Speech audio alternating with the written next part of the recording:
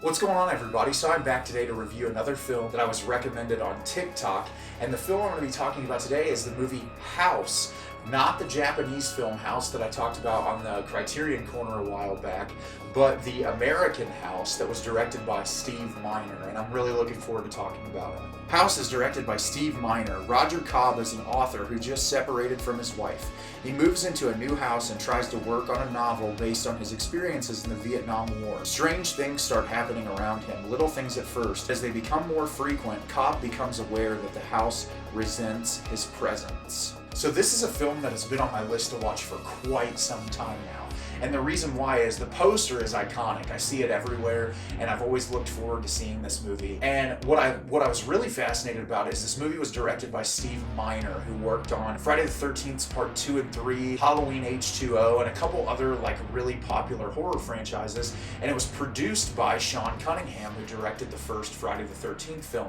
So I was really interested that the fact that this movie wasn't the continuation of a franchise, it's its own thing, and obviously it spawned a sequel that I still haven't watched. I just watched the original film, but this movie was an absolute blast. And it's not perfect. There's some things I have problems with in it, but I really appreciate the atmosphere. Our lead character, Roger, is a horror author, and he lives at this apartment by himself. You find out that he was previously married, but because of a tragedy where him and his wife lost their son, they got a divorce, and so he's living on his own, and his publicist is really pushing down on him hard because he needs to write another book. They're saying it's been too long, the fans are going crazy. There's this hilarious sequence at a book signing really early on in the film that made me laugh because it just kind of showed the craziness of that lifestyle and the people who are obsessed with his life. And so early on in the film, he gets a call that his aunt died, and so he goes to his aunt's funeral, and his aunt has this enormous house that you find out that he was raised in and apparently lived in for a while with his wife and his son. And so the film is, he's at this house because he's trying to get away and write his next book, which is about his experiences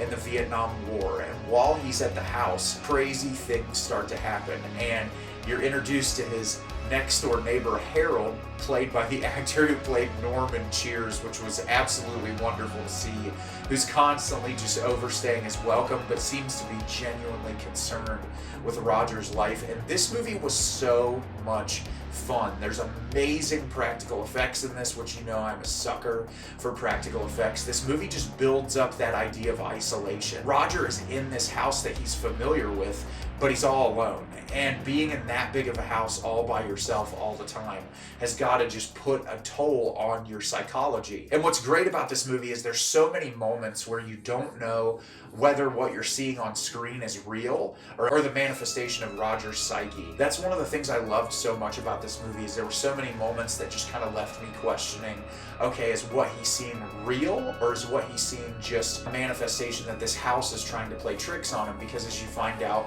through visions that he has of his aunt said, the house finally got me, the house wants you, the house is going to try to play tricks on you. And so the whole film is you putting those things into question, and you're introduced to all these crazy creatures, and there's these weird looking child creatures that run through the house. There's so many amazing moments. There's a giant fish up on the wall that comes to life at one point, and it's just really great. A lot of it is really similar to Evil Dead 2 in the practical effects section. I think Evil Dead 2 is still a much better film, but I really enjoyed how you can see the similarities in those two movies, and especially in the creature design. Very similar to the creature design in Evil Dead 2, which is something I respected a lot.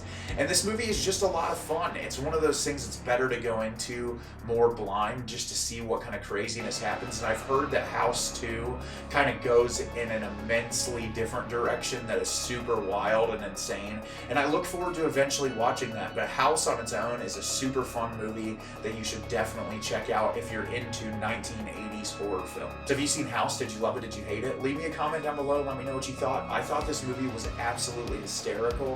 I thought it was so much fun, and I really am glad that I got to watch this one. As always, if you can like the video and subscribe to the channel, it helps me out a lot, lets me know the type of content you're looking for. I'm always putting out new material and look forward to getting more out for you in the near future. And as always, everyone, thank you so much for watching, and have a great rest of your day.